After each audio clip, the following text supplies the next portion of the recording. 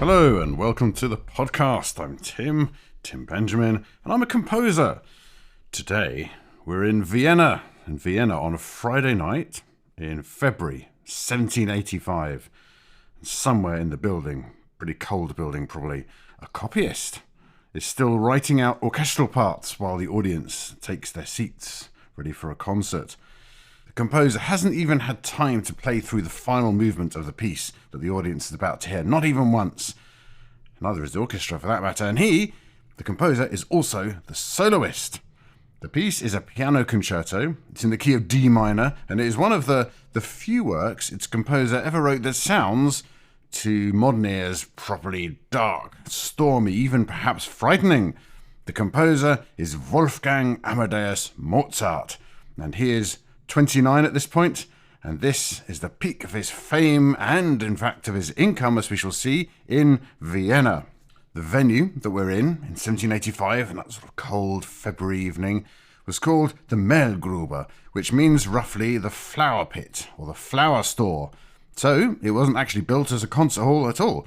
It was a city-owned building on a square called the Neuermarkt, with a restaurant downstairs and a large room upstairs which was used for balls, for gambling, and in the weeks of Lent when the opera houses were closed, for concerts. Mozart had taken it for a run of 6 Friday night subscription concerts that spring. And by his father's count, we'll meet his father in a moment, he had more than 150 subscribers who had each paid 1 gold sovereign for the series, a substantial sum which I will put into context shortly, because the currency of the time is perhaps not quite what we're used to today. The list of names on these subscribers was full of the grandest people you could imagine at the time. For example, Prince Kaunitz, the old state chancellor who had effectively run imperial foreign policy for 40 years, Prince Lobkowitz, Prince Schwarzenberg, Princess Auersperg, the Esterházys, who you might remember from the Haydn episode, a couple of episodes back, and Baron van Swieten, our friend the imperial librarian who we met in the very first episode about Beethoven, at whose house Mozart spent his Sundays poring over the old scores of J.S. Bach and Handel.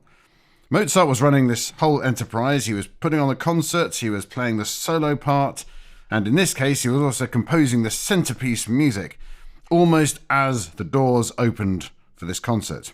Now we know this story about the copyist frantically copying out the parts at the last moment because Mozart's father was in the room. Leopold Mozart had travelled down from Salzburg, arriving that same day, the 11th of February, through heavy snow to see what his famous son's life actually looked like.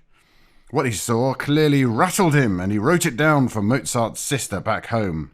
The concerto, he reported, was so new that the copyist was still copying it as they arrived, and the rondo, that is the finale, the third movement of this piece, Wolfgang did not even have time to play through as he had to supervise the copying. Now consider what that means. A 30-minute orchestral work in front of a paying audience of aristocrats, really top-notch, rich people, with the finale going onto the music stands for the first time that very evening. The orchestra hadn't even played it. The composer would sight read his own piece in public, a distinguished public at that, and he would lead the orchestra through music none of them had seen, and they would hold it together by nerve and by the speed of his own mind. The usual allowance for an evening like this was 1 rehearsal. For this finale, there was not even that. By every account, it went off, however, very, very well. Leopold, Mozart's father, said the concert was magnificent and the orchestra played splendidly, although, as a proud father, was not perhaps the most neutral of witnesses. 4 days later, Mozart played the same concerto again at another concert, and that apparently went very well too. So, there are a couple of questions that we're going to look at in this episode, which is built around this particular piano concerto. First question, how does someone reach the point where writing a major work against the clock and then performing it, cold, is an ordinary Friday? Second question, it's an observation about Mozart's music itself, personal observation I'd say, and it'll just take a moment. So, with most composers, I think, when you study the score, when you read the music, you can more or less figure out how it's put together. The workings are visible. You can see perhaps, or you can imagine decisions being made, and you can see where an idea is developed, where it starts, where a problem is solved. You can sort of see how the piece is put together, perhaps. Anyway, for me, when I look at a piece of Mozart, I find this is very, very difficult. The music seems to elude analysis for me. I mean, you can sort of see how it's put together. It's just somehow the music that you then hear magically emerges. It's much greater than the sum of its parts. Let's put it that way.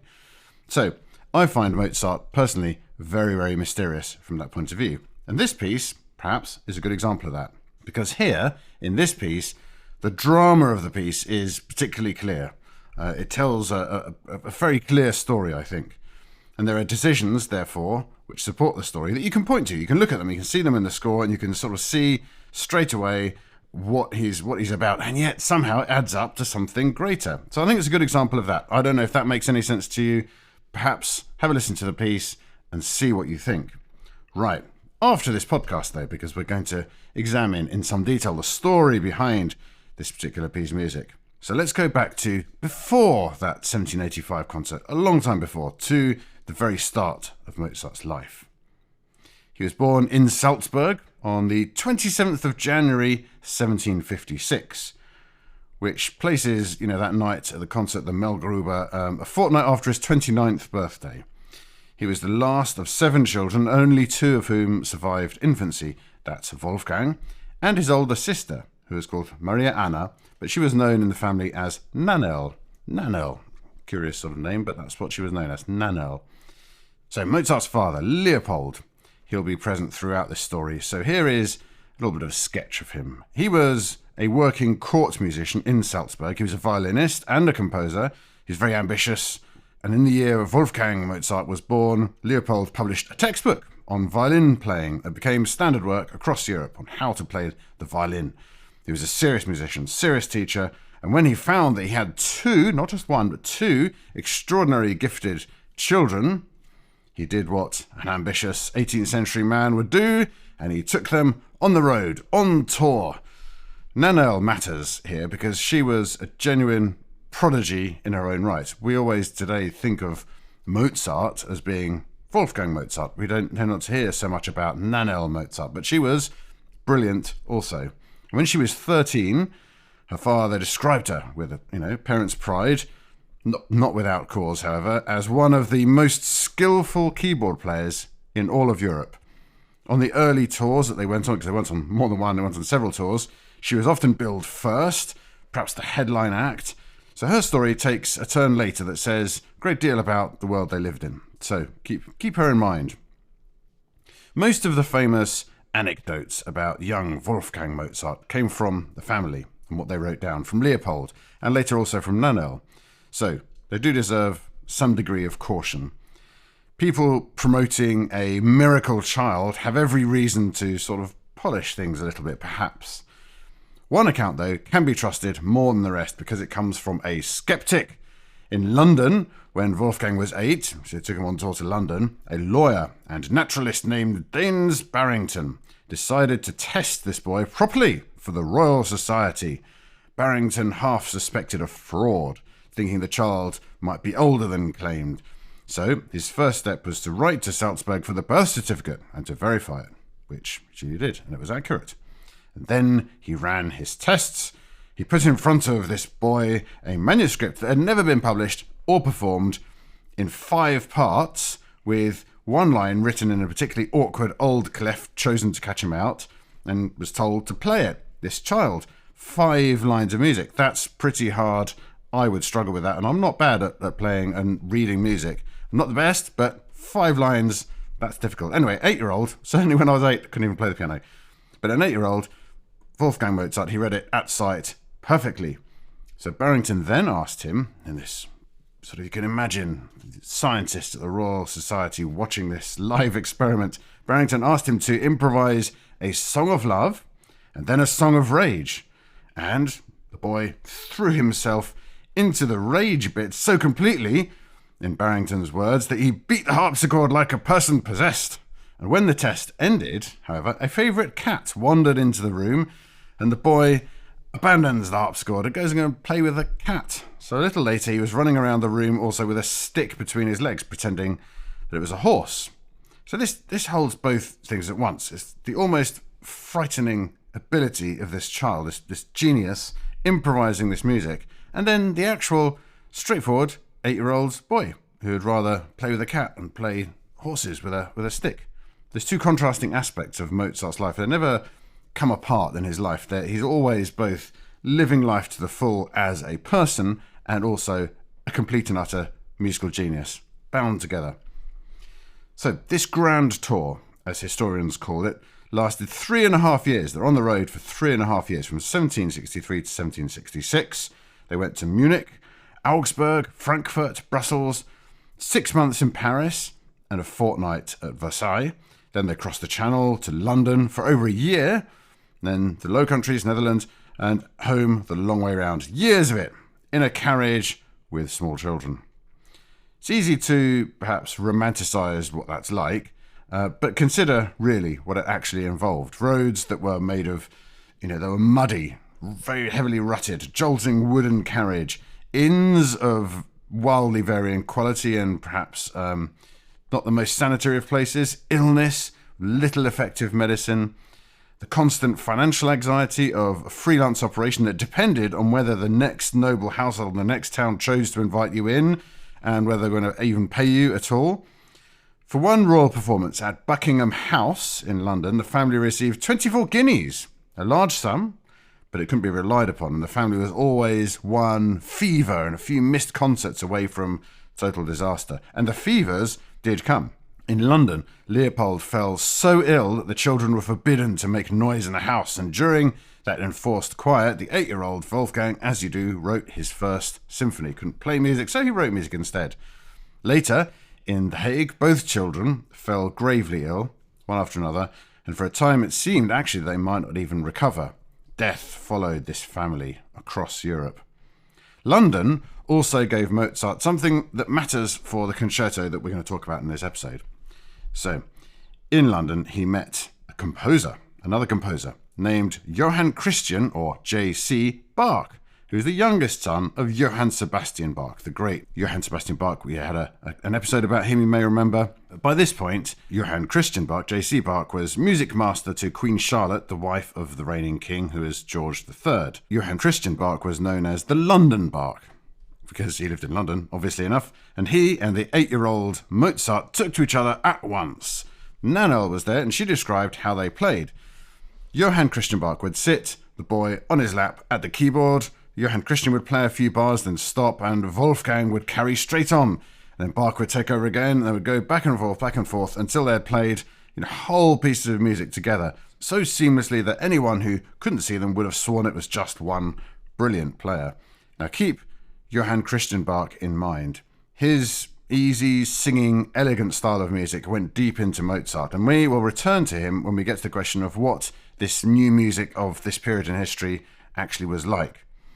When J.C. Bach died years later, Mozart wrote to his father, what a loss to the musical world. So, had a big impact on him.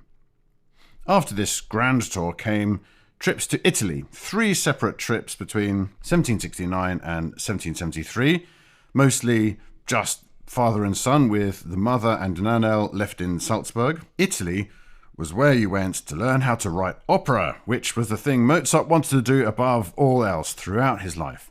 At the age of 14, he wrote an opera called Mithridate for Milan, and it was a success. 22 performances, despite the singer's evident suspicion at being handed music by a German teenager.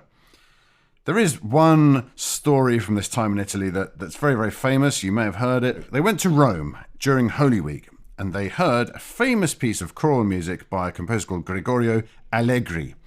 His piece called the Miserere. Very, very famous piece of music. You probably have heard it, even if you didn't know what it was called or who it was by. And it was sung in the Sistine Chapel in Rome.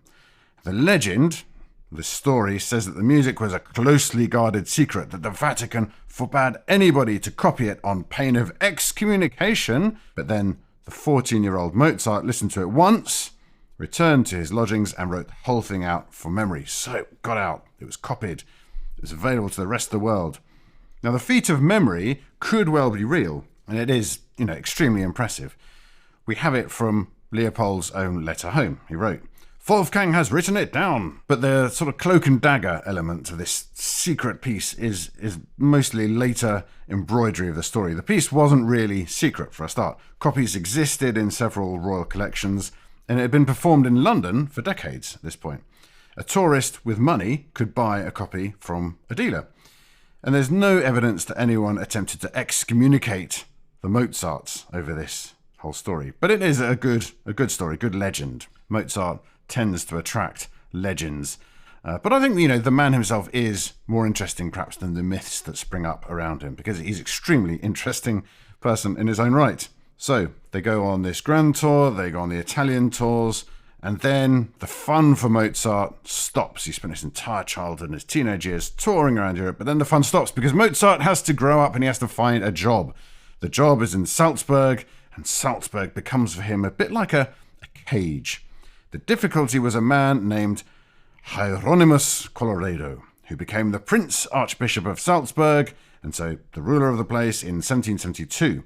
Colloredo was an Enlightenment reformer. He was very efficient, very modern, and he wasn't inclined to indulge a celebrated young composer with a high opinion of himself. To Colloredo, Mozart was a servant. A skilled one, yes, but a servant, on 150 florins per year, and expected to produce church music to order rather than travel to Vienna in Italy in search of glory and legend and all the rest of it. Mozart, who had been bowing to empresses since the age of 6, couldn't bear it. So these years produced an escape attempt, a long journey in 1777 and 1778, out through Mannheim and on to Paris, in search of a proper job and a larger world. Colloredo, however, would not release Leopold to go, so this time Mozart travelled with his mother. Now this is a bit of a dark story now. They went to Mannheim. And in Mannheim, Mozart fell in love, headlong at 21, with a young singer named Aloysia Weber. And I remember that surname, Weber, because it'll come back later. He wanted to abandon the job hunt, and he wanted to tour Italy with her and her family. And his father wrote furious letters from Salzburg, ordering him on to Paris to make something of himself, get a proper job. On to Paris he went with his mother, and Paris was actually a disappointment. Mozart's French just wasn't good enough. He hired these carriages that would use up all his money, and the grand households were kind of cold reception for him. Then, in their cramped Paris lodgings, his mother fell ill, and on the 3rd of July 1778, she sadly died, with her son alone at her side, far from home. That same night, he wrote 2 letters. One to his father, and in that letter, he couldn't bring himself to say that his mother was dead. He wrote that she was very ill, but there was still hope. They must trust in God. Softening the ground, buying time perhaps. The other letter he wrote went to a trusted family friend, a priest in Salzburg, asking him to go to his father and sister and to break the real news gently in person, so they wouldn't read it, off a distant letter. A 22-year-old who had just watched his mother die in a foreign city, whose first instinct was to manage his father's grief carefully from a distance. Whatever else he was not without feeling, I think. He returned to Salzburg, defeated by Paris. Aloysia, by the way, Aloysia Weber, who he had fallen headlong in love with, she turned him down. So the cage of Salzburg closes around him again. The break with Salzburg, when it came, was undignified, shall we say. In 1781, Colloredo, the Archbishop, Colloredo took his household, Mozart included, to Vienna for a stay, and continued to treat these musicians as the servants he considered them. Mozart's letters home are full of fury. He complains about his place at the servants' table below the valets, although he also notes above the cooks. He and the Archbishop had a series of blazing rows, and Mozart decided he had had enough and tried to resign. But Colloredo wouldn't accept that and kept him hanging for weeks, refusing to release him cleanly.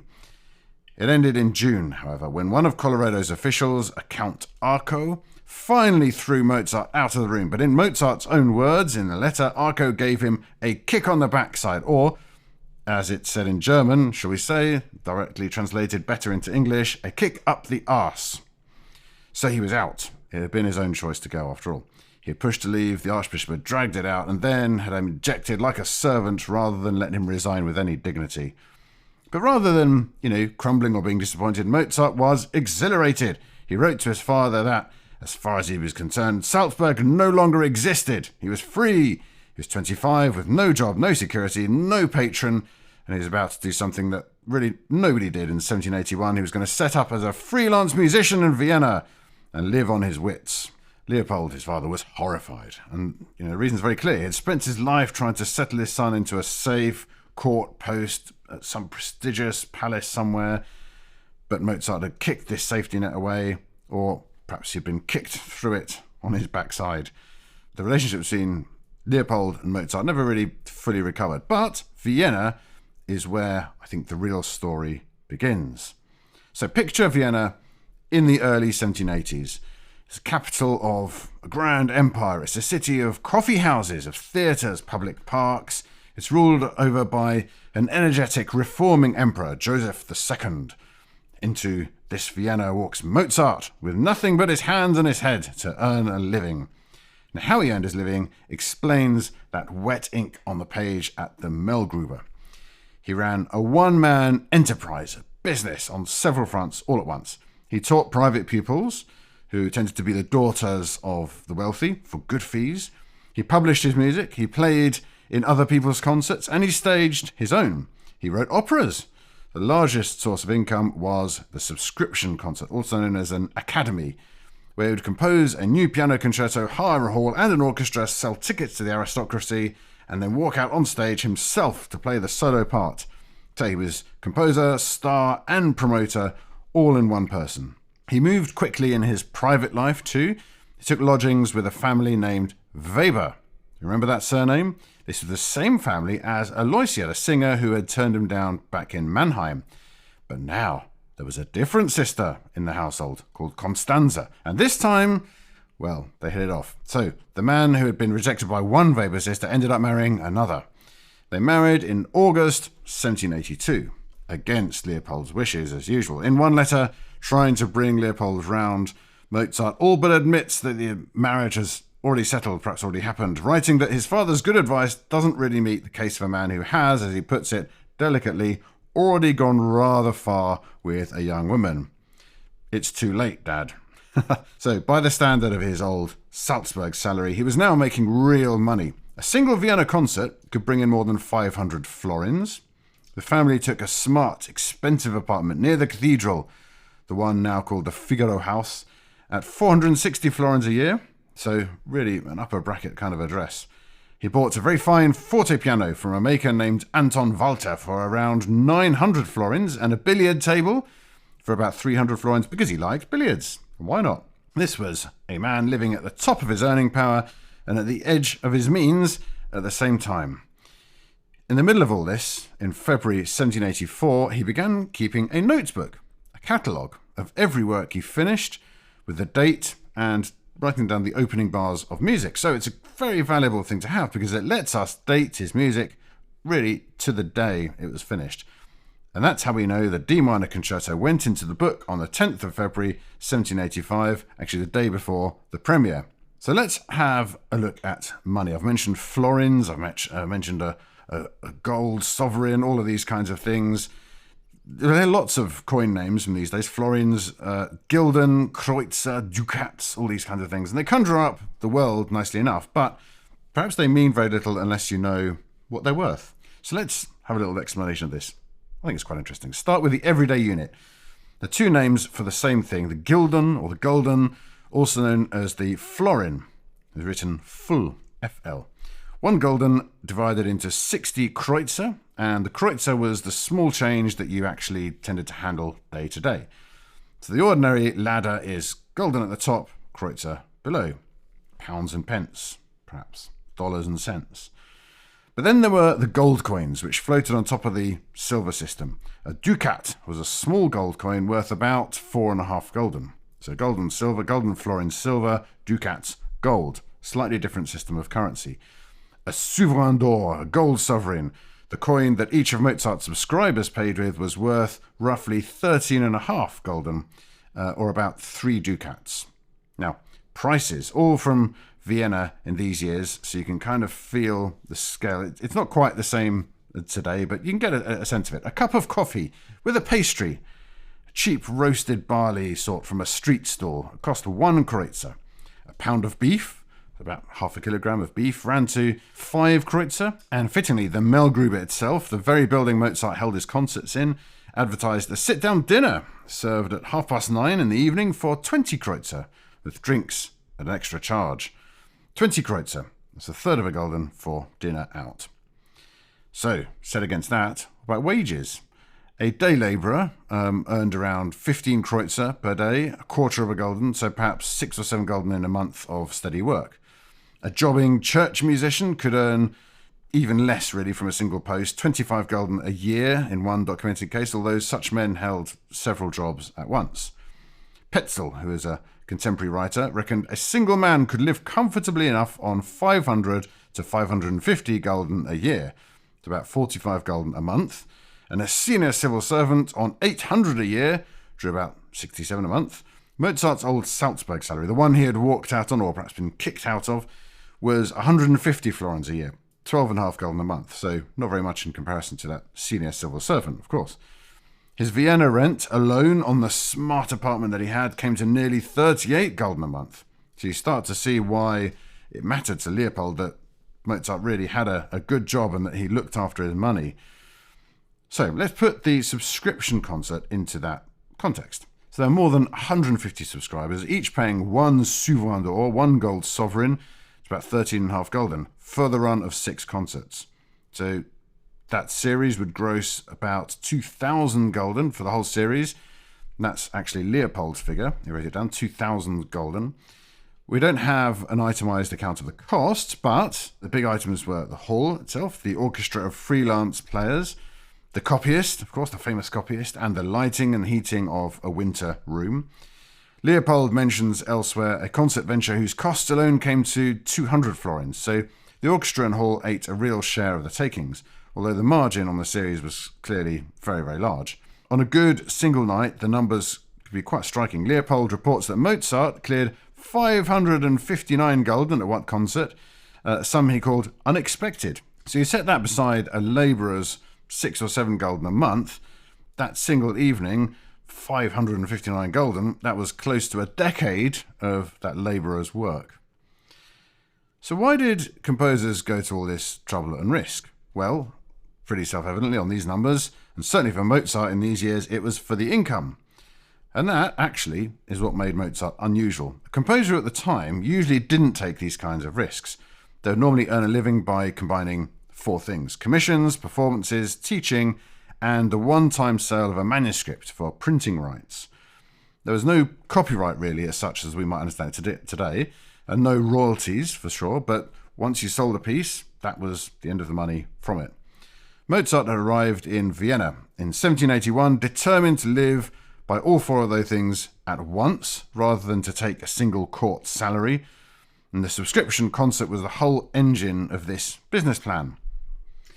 But it also doubled as something else, because the people buying the tickets were the aristocracy, the same grand names, Kaunitz, Lobkowitz, Esterházys, all the rest. A successful subscription season was not only direct income, it also kept Mozart's name and his playing in front of exactly the same people who supplied pupils, commissions, introductions to other people, and who that very year handed him the contract, for example, for The Marriage of Figaro, his famous opera. Now, the academy system was patronage and the free market at the same time, an old system and a new system overlapping. But when war erupted some years later and emptied those aristocratic purses after 1788, the subscription lists went unsigned and the whole clever machine stopped working. But that's later. As for now, Mozart. So this is public Mozart, the businessman, the performer, running flat out, running this great enterprise. But for the private Mozart, private man in the same years, there's no better single detail, I think, than the story of the starling. Starling, little bird. In May 1784, Mozart bought a pet starling for 34 kreutzer. I don't think you can buy pet starlings now. I don't think they appreciate being pets. Anyway, in 1784 you could, and he bought one for 34 kreutzer, pretty small sum, but more than a dinner. So starlings are mimics, a bit like parrots, I suppose. And this particular starling could whistle a tune. And in his expense book, next to the purchase, Mozart wrote out the melody this starling sang. This melody is very nearly the main theme of the finale of a piano concerto that Mozart had finished only a few weeks before. It's a different one to the one we're talking about today. It's one in G major. So the bird had a note slightly wrong, sharpened where Mozart had written natural. But apart from that, next to the bird's version, in his own hand, Mozart writes 2 words, das war schön, that was beautiful. So we don't know for sure how the bird came to be whistling Mozart's tune, but the pleasing possibility is that Mozart had been humming it or whistling it in the shop and the starling picked it up. Obviously can't prove that, but it's a lovely story. Either way, here was a man at the height of his fame, juggling pupils, concerts, a new marriage, and a newborn baby who stopped to buy a bird for a few coins because it whistled something close to his own music. He wrote it down and called it beautiful. A wonderful story. And when the starling died, this cherished starling, 3 years later, Mozart gave it a proper funeral in the garden of his lodgings with veiled mourners who could sing, and they sang, and he wrote a graveside poem. Now this poem survives in Mozart's own handwriting. Worth hearing, I think, because it tells you a lot about what Mozart was like. So, I won't read the German out to you because I don't speak German very well, but I'll translate it for you. It says, "Here lies a dear fool, a starling bird. Still in his best years, he had to taste death's bitter pain. My heart bleeds when I think of it. Reader, you too shed a little tear for him. He wasn't bad, only a bit lively, now and then a dear cheeky rascal, but no idiot for all that." And then, in the last lines, the whole thing turns, because Mozart cannot keep a straight face, even at a graveside. "I bet he's up in heaven already," he writes, "praising me for this act of friendship done without any profit, since when he so suddenly bled to death, he wasn't thinking of the man who can rhyme so nicely." So he grieves for the bird, and in the same breath, he cracks a joke about her good ears at writing a funeral poem. So that's what Mozart's life was like. Breakneck pace of business, real money, but also grief. He had 3 children who died, and then he also goes and buries this starling with full honours and sort of comedy around it as well. So that gives you a sense of Mozart's life at the time. So, what about music? What's going on in music at the time? Before we go back to the Meldgruber and consider the concerto that was performed there, I want to explain something because it makes this particular concerto make more sense. So Mozart, at this point, was working in a style that had only recently really come into being, or had only recently become popular, shall we say. So we'll start with a single word, affect. Affect. In the music of the Baroque era, which is early in this time, the era of Johann Sebastian Bach, the older Bach, the main idea was that a single piece or a single movement of a piece should express a single affect. And by affect, they mean a settled emotional state, a steady governing mood, I suppose. Joy, for example, or grief, or rage, or serenity. So you choose your affect and you sustain it for a whole movement. Now the texture of that music that often carries this was counterpoint. That's really the sound of that era. Several independent melodic lines, all sounding at once, all woven together. We talked about this in the Tallis episode and in the episode about Johann Sebastian Bach as well. This kind of woven tapestry of voices that we heard in the Tallis music. And the music of that time took that idea and it ran with it. So in a fugue by Bach, there could be 3 or 4, even 5 lines, all roughly kind of equal, all spinning out without a break, interlocking. It's quite dense music, or it can be quite dense music, and there's usually no single tune rising above an accompaniment. There are lots of tunes and melodies mixed, intertwining together. So every line of it is important. I'll play you an extract so you can get a flavour of this, or a little reminder of the flavour of it. This is a piece of organ music. This is Johann Sebastian Bach, and this is a chorale prelude called Es ist das Heil uns kommen her. So, salvation now has come for all. It's not even a fugue, but you can certainly hear these different lines of music intertwining this counterpoint. And it's a single affect. I don't know what the affect is, but salvation, I suppose, would be the emotional state of this. Salvation now has come for all. Here we go.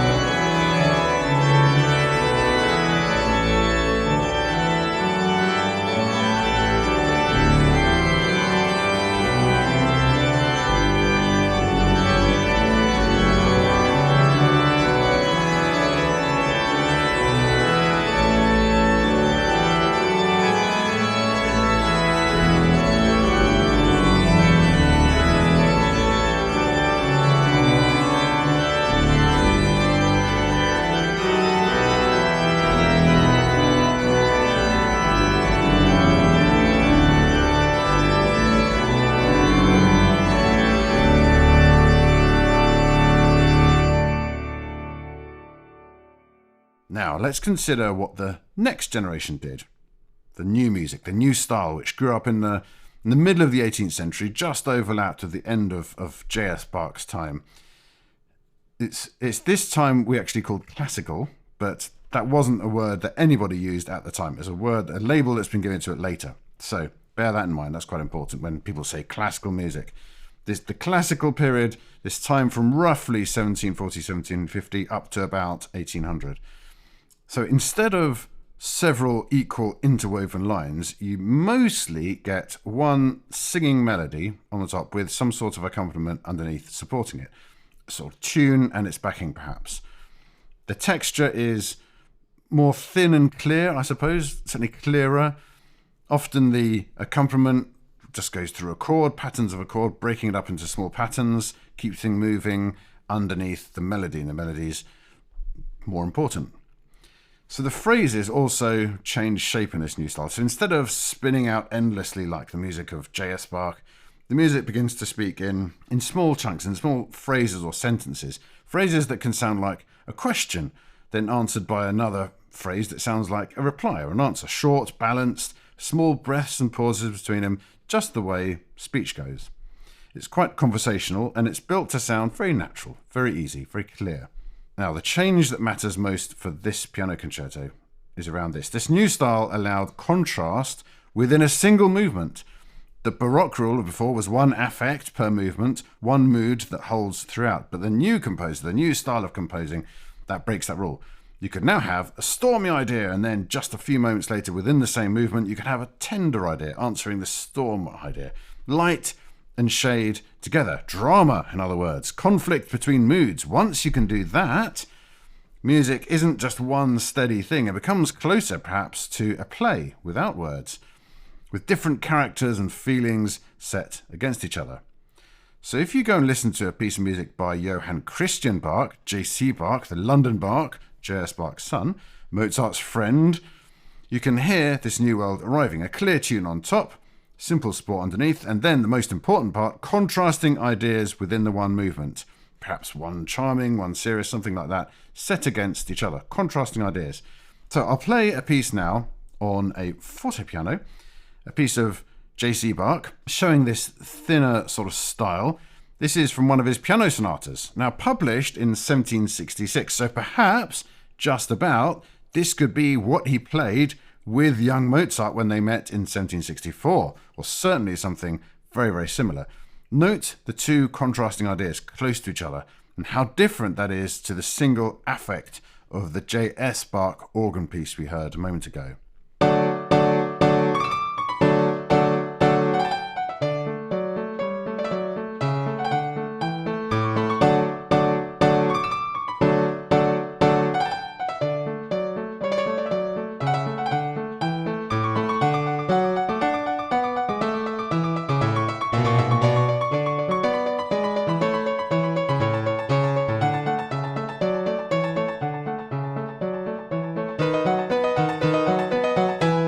So, the older Bach gave you a dense, unbroken weave, all of it doing one thing, and the younger Bach gives you a clear melody, light support, and some contrasting moods, like scenes or just questions and answers, perhaps.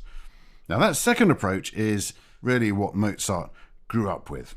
There's one more strand to add to this, and it's very, very important, and it has a little bit of an English connection too. So, alongside this charming conversational new style, there also runs a more turbulent one, especially in the north of Germany, and this new style really does take over very much after 1800. And its leading figure was another one of the old Bach's sons, Carl Philipp Emanuel Bach, or CPE Bach for short. His music is restless, it's surprising, it's full of sudden swerves of feeling, dramatic pauses, sighs, outbursts. It really sets out very deliberately to move the listener, to catch them off guard. Now, the Germans have a word for this aesthetic, this particular style. Now, that word is empfindsamkeit. Empfindsamkeit. Now, the usual English translation of this is the sensitive style, but that's slightly off, and I prefer the word sensibility. Now, sensibility is a word in English that's kind of lost its meaning, or certainly the meaning of sensible. Sensible now is quite different to the original meaning of sensibility. So today, calling someone sensitive tends to mean they're perhaps easily hurt, they're maybe a little bit fragile or thin-skinned.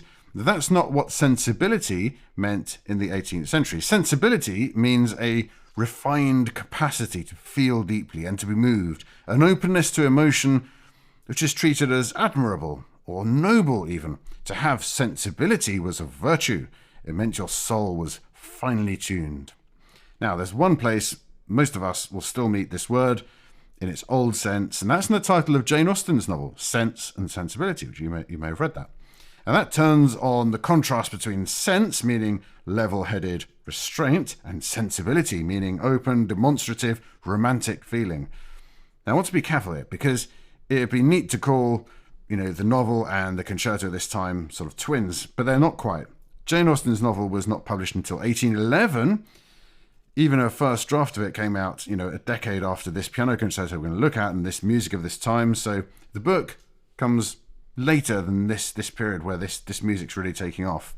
But what was current in 1785 was the sort of cult of sensibility itself, the idea, the fashion for fine and demonstrative feeling, which ran across Europe throughout the 1770s. It really took off in the 1780s. So Jane Austen, a few decades later, simply attached a familiar word to a culture that was already quite old by her time.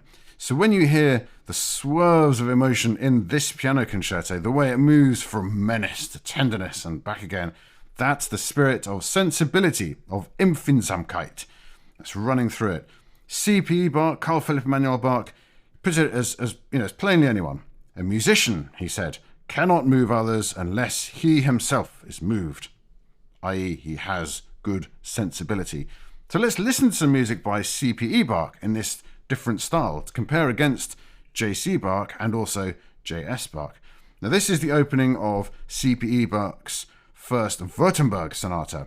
Now this music dates all the way back to 1742, really the start of this new emerging style.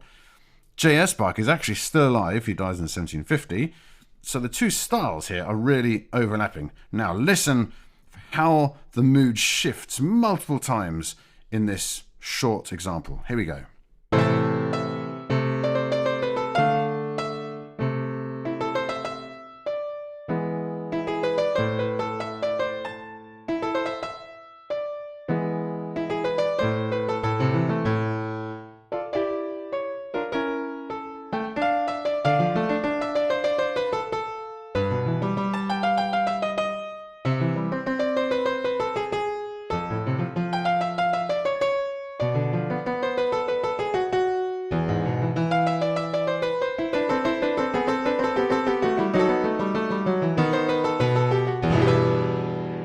Now, the piano concerto as a form was an ideal vehicle for all of this, these turbulent styles, this sensibility.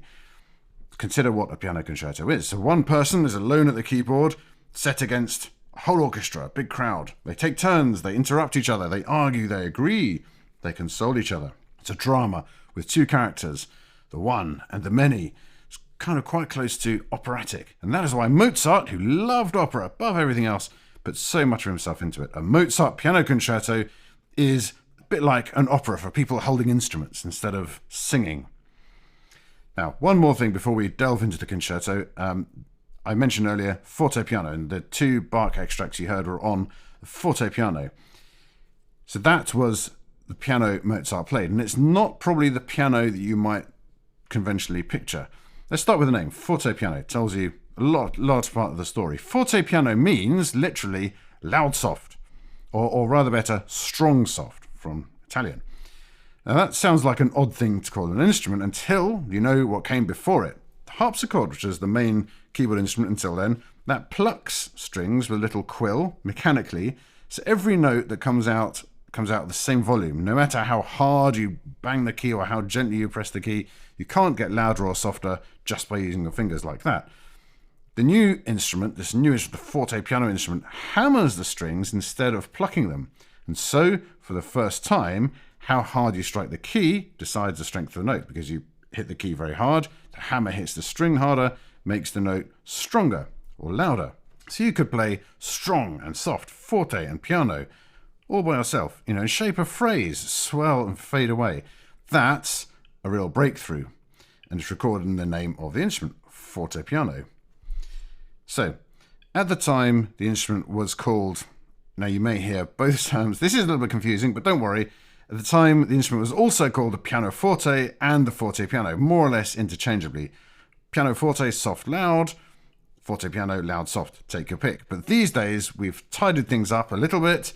The fortepiano, that means the instrument of the time of Mozart, and pianoforte, or just piano, that's the modern instrument that we know today, which does sound quite a bit different.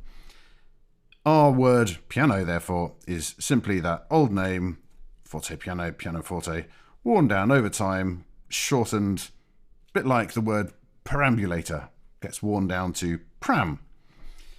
Now, I want to be careful about loud and soft, because I think that's often people say, forte loud and piano soft. But I think that undersells what the instrument actually unlocks. Forte and piano really means something closer to strong and soft as tones, not just as volumes.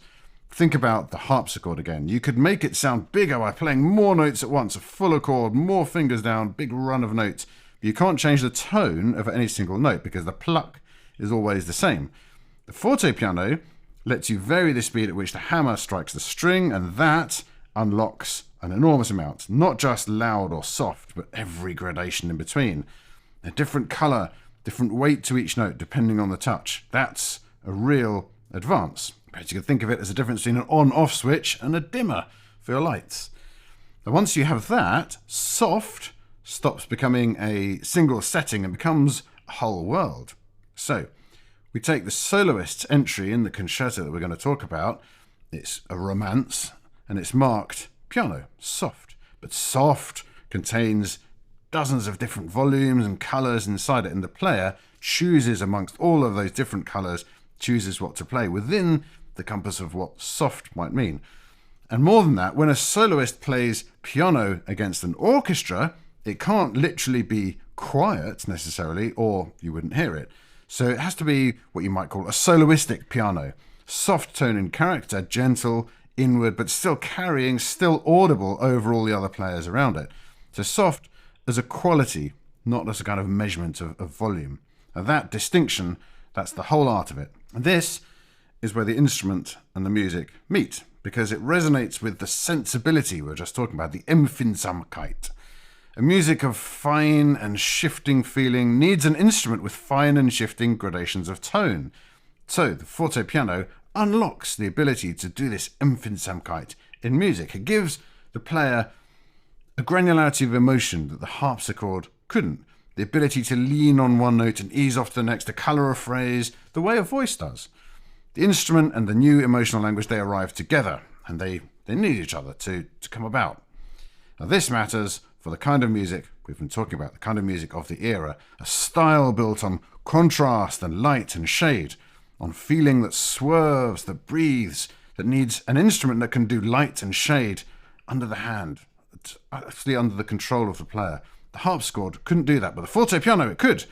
That's a large part of why it took over, and then the later versions of it, the piano, the modern piano, took over throughout the 19th century. So the modern concert grand piano, the large black Steinway that you see on the concert platform, it's a quarter of a ton of iron frame and thick strings under enormous tension. That's built to fill a 2,000 seat hall and carry over 100 players. Now that instrument just simply didn't exist in 1785. Mozart's instrument, the fortepiano, was much lighter, smaller, gentler. It had a wooden frame, thinner strings under much less tension than a modern piano, a shallower and quicker action under the fingers, so you're not having to press the key down as far as you would do on a modern piano. The sound was smaller than a modern piano, but clearer, more transparent perhaps. It speaks and fades quickly rather than sustaining. To where you might say a modern piano kind of roars, the fortepiano merely speaks in sort of gentle tones. It has a smaller range than a modern piano, only 5 octaves, and instead of foot pedals to control sustaining of the sound, for example, It has levers which are pressed by the knees to lift the dampers to sustain the sound. So that's quite a different feel. If you're used to playing the piano and you are used to pressing down your right foot to sustain the sound on the string, well, if you use a fortepiano, you might have to use your knees instead. Now, this changes how the concerto balances. Because the fortepiano was quieter and more delicate, the orchestra around it was kept quite small to match. A modest band rather than the large body of strings we would use today. So the soloist could converse with these other players as an equal rather than strain to be heard over it. But if you put a modern grand piano together with a large modern orchestra in this music, the conversation of it sometimes can get a bit lost because both sides are very, very loud. And certainly if you have a huge grand piano and a tiny string section, it feels pretty off. If you have a gigantic string section and a tiny little fortepiano, again, that won't work. So in Mozart's instruments, it's chamber drama, two well-matched voices in dialogue. Keep that in mind because when I recommend some recordings a bit later on, that lets you hear it the old way, perhaps. So let's go back, all that being said, to the Mehlgruber. Let's listen to what that copyist was scribbling. The D minor piano concerto. So the first thing to note then, the key, D minor. Mozart actually wrote around 21 piano concertos for himself to play, and of those 21, only 2 are in a minor key. The minor key is broadly the darker sounding, the other key type of key being the major key, but the minor key sort of darker sounding, associated with sadness, with unease, or with storminess. And for a paying audience that had bought tickets for a pleasant evening, Mozart almost always wrote in a bright major key to cheer them up, keep them happy. So to open a subscription concert with all of these grand aristocrats with a stormy minor key concerto, that's by even Mozart's own standards an unusual and slightly risky choice. So he was giving a comfortable, aristocratic Friday night audience, something a bit unsettling. Perhaps they would have enjoyed an unsettling thing. Quite likely. Maybe it's similar to going to see a horror movie today, something like that. So D minor, key of D minor in particular, means something to Mozart. Now, without giving away any sort of future episodes that might occur, it's the key that Mozart would reach for when he needed the most frightening music of his life. Well, for example, the opera Don Giovanni, a stone statue comes to life and catches a sinner and takes him down to hell, all that kind of thing. Very, very dramatic. That's D minor. Mozart's Requiem, very, very famous piece of music. The parts that Mozart wrote, there are lots of debates about who wrote bits of the Mozart Requiem, but certainly the Mozart's Requiem is in D minor, and there's a real sense of darkness in that piece. But this concerto is the first time Mozart goes into D minor at full scale, foreshadowing these other famous works. So let's listen to how it opens, because for once we can catch the composer really being very, very clear. Here's the opening of this Mozart Piano Concerto, number 20 in D minor. The number of it, the catalogue number is K466. Here we go.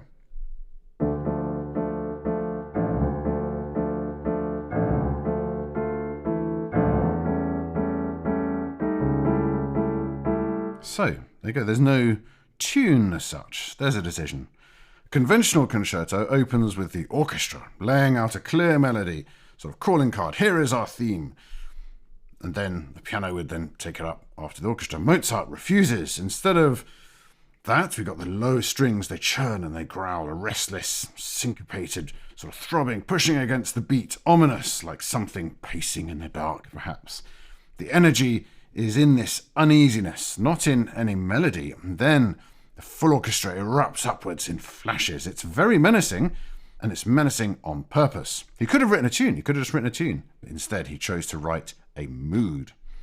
So then the soloist enters. What I played before, that was the orchestra. Here's the soloist entering. And this is a decision I find quite revealing. When the piano finally arrives, you'd expect it to take up the orchestra's opening material and join the argument that's already underway, but it does not. The piano enters with a completely new theme of its own, gentle, plaintive, almost pleading. A melody the orchestra has not played up to this point and will barely ever share in the rest of the movement. Here we go. This is how the piano enters.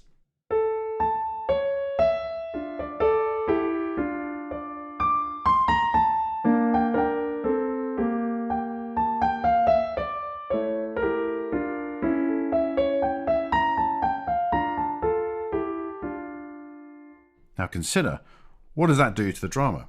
The orchestra has its, dark, turbulent, and the piano arrives with a different world, tender, exposed. And the two never really properly merge. They coexist, they answer each other, but they don't become a single thing. It's holding two emotional states in your mind at once. The soloist is the individual who won't be absorbed by the crowd, who keeps singing its own song against the storm, perhaps. This is a dramatic idea. You can tell it straight away when you hear it. It's drama. So the slow movement, that was the first movement. The slow movement, the middle movement, follows that on from that is a complete change of air, perhaps. It's marked romance. And it opens with the piano on its own, singing a melody of childlike sweetness, calm perhaps, the kind of tune that you feel you've always known. It's calm after the storm.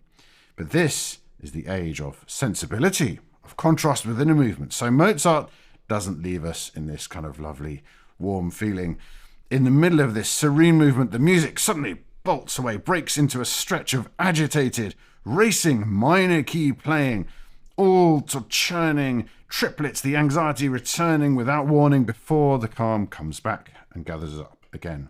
Serenity, then panic, then serenity. He plants this swerve in the heart of the most peaceful music in the piece, and that's sensibility at work, the lurch of feeling, staged dramatically on purpose.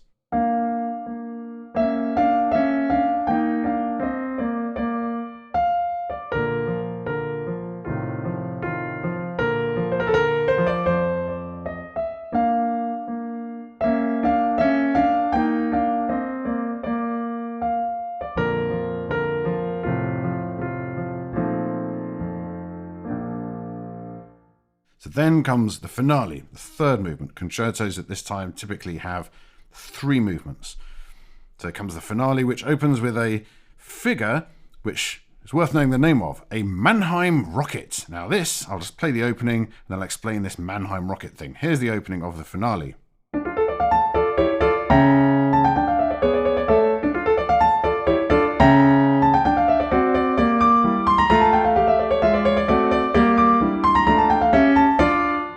Very, very fast, this arpeggio. Now, a rocket, in this sense, is a melodic shape that shoots rapidly upward. An arpeggio, fired off like a firework. And they did have fireworks in this time. A bit later on, they started using rockets as weapons, as we do today. But they had fireworks, just as we do today as well. They were very popular. And so this is a musical firework climbing up into the sky. And the piano launches the finale with this firework, a quick upward surge in D minor. Now this name, the Mannheim rocket, tells you where it comes from. The town of Mannheim, which Mozart had passed through on the journey where he fell in love and when he lost his mother. There in Mannheim, there was one of the finest orchestras in all of Europe, a band of virtuoso players. Now they practiced together and they drilled to a standard nobody had heard before. That's what they did. That was their trick. And they had developed a set of spectacular effects that became famous across the continent. For example, a long gradual swell from quiet to loud and the whole orchestra rising together. There's the Mannheim crescendo, sudden dramatic sighs, the Mannheim sigh, and this firework figure, the rising rocket, the Mannheim rocket. And there are various other ones you can go and find on the Wikipedia page for the Mannheim Orchestra. You can see all these different effects. But yeah, the Mannheim rocket, one of the most common. When you hear this rising, fast arpeggio figure, you can say, aha, there you go, a Mannheim rocket. It's quite common in music of the time.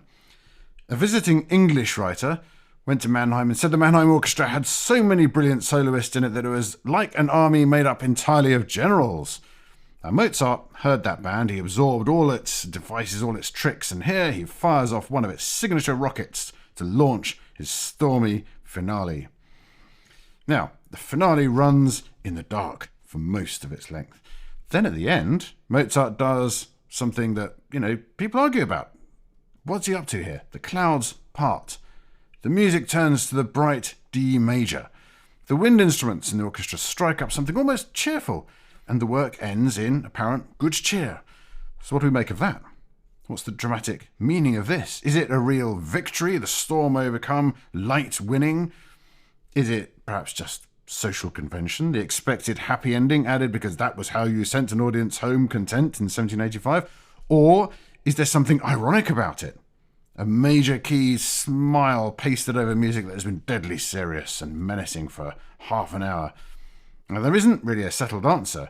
Who could really know what was in Mozart's mind? And that's the great thing about this kind of music. You can interpret the drama your own way. You can decide for yourself when you listen. But note that the question arises at all. Earlier composers didn't usually leave you wondering what an ending meant. Later composers, this happens quite frequently. Ambiguity, therefore, is part of the art. So one more detail. Now this matters a lot. Because the concerto was written in a huge rush, Mozart never wrote down the cadenzas. Now a cadenza is when the soloist plays on their own just near the end of a movement, usually the first movement and the last movement. The orchestra falls silent. The pianist or the soloist, whoever they are, plays a bit on their own and brings in the final cadence of the music. So the cadenza is this solo passage, and often it's where the player would show off all of their tricks. Now Mozart would have improvised these on the night, on the spur of the moment, which is its own kind of sort of remarkable. Every pianist, therefore, who plays this piece, because Mozart didn't write down what he played, must supply their own version of it. Now, the most famous of these cadenzas, the ones you'll most often hear, they were written a whole generation later by a composer who revered this piece of music, and that composer was Ludwig van Beethoven. And we'll come back to him, of course. But the famous cadenzas written for this concerto, written by Beethoven. So that's probably what you'll hear on a recording. So, that's the piece the audience heard on this cold 11th of February 1785. So let's bring the father back, Leopold Mozart, because the rest of his visit is very important here. So Leopold stayed in Vienna for over 2 months, and his letters home to Nannerl, they're a goldmine. They're testimony of a proud, anxious, slightly overwhelmed old man watching his son live at a pace that he can barely keep up with. "We never get to bed before 1 in the morning, he writes, "and I never get up before 9.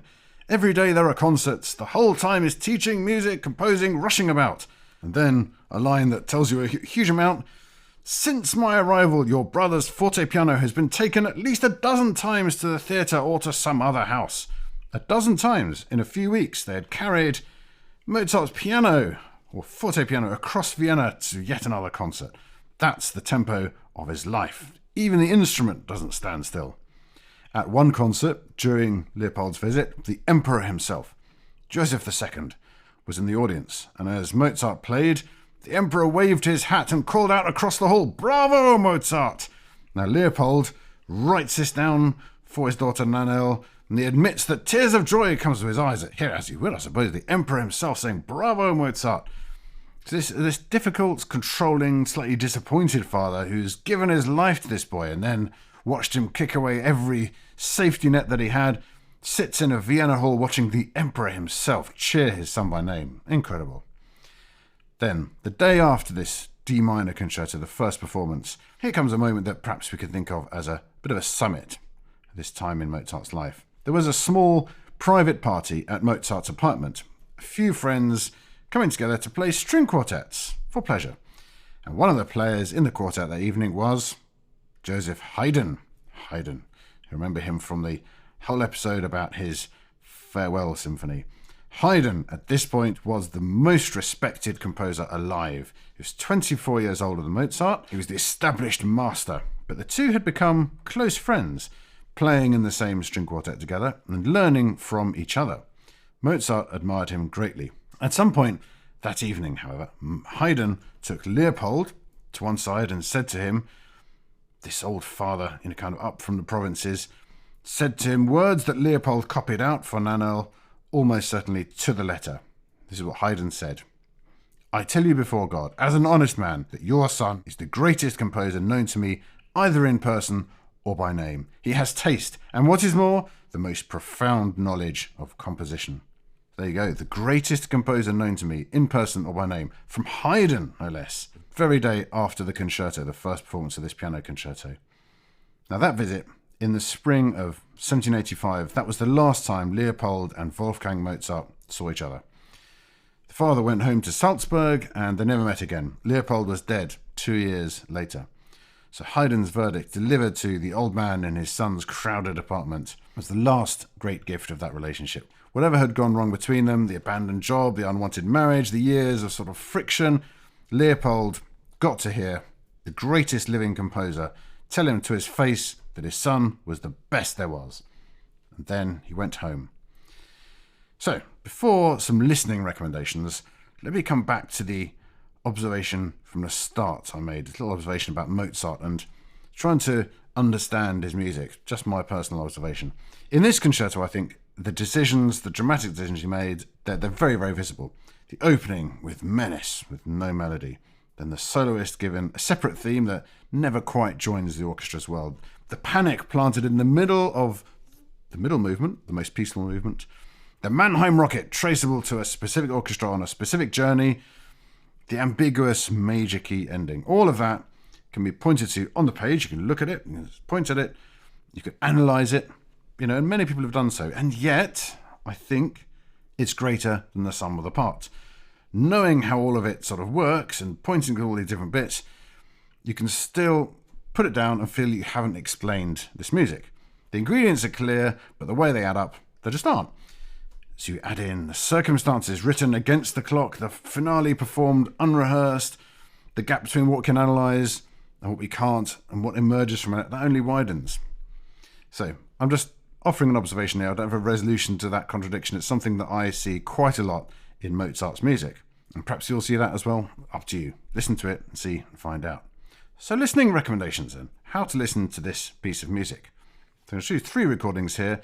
And let's note those cadenzas particularly and the instrument itself as well. So, first one, Clara Haskell with Igor Markovich conducting. This is from 1960, so it's quite an old recording. Now this concerto was the work most associated with Clara Haskell.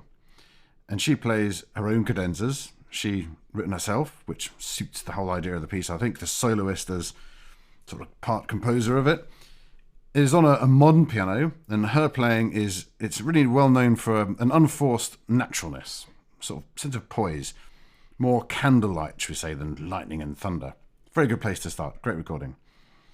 A second sort of modern benchmark recording, Mitsuko Uchida with Jeffrey Tate and the English Chamber Orchestra. It's from 1985, 200 years to the year after the premiere. Very clear, very beautifully recorded, and Mitsuko Uchida, she uses Beethoven's cadenzas, the ones that Beethoven wrote down. So you get this kind of handshake across the generations.